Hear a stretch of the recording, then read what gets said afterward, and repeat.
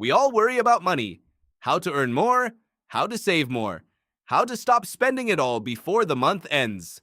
But here's something fascinating.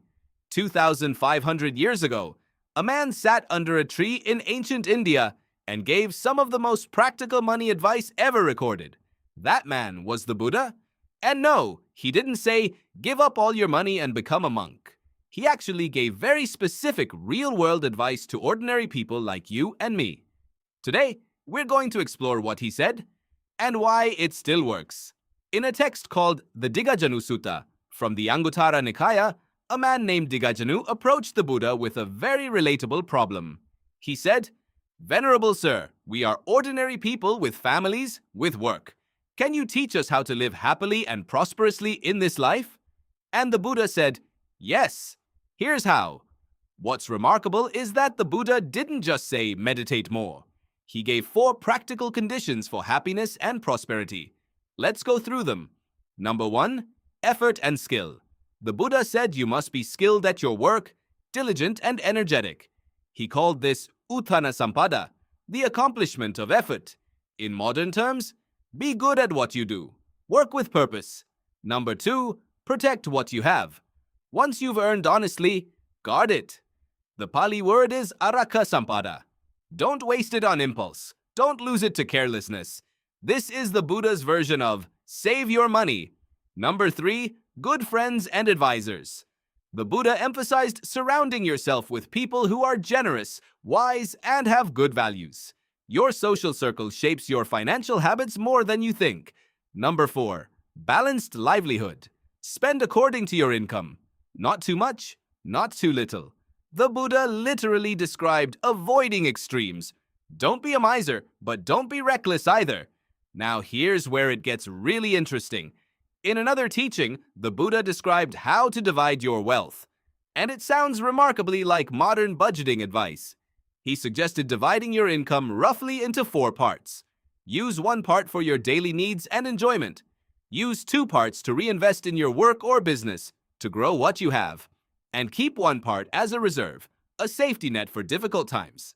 Sound familiar? This is basically a 25-50-25 rule, and it predates modern financial planning by over 2 millennia. The key insight here is balance. The Buddha wasn't against enjoying life, he was against extremes. Enjoy what you have, but don't consume everything. Always keep something growing and always keep something safe. The Buddha also spoke deeply about how you earn your money, not just how you manage it. This is called sama-ajiva, right livelihood, and it's one of the steps of the Noble Eightfold Path.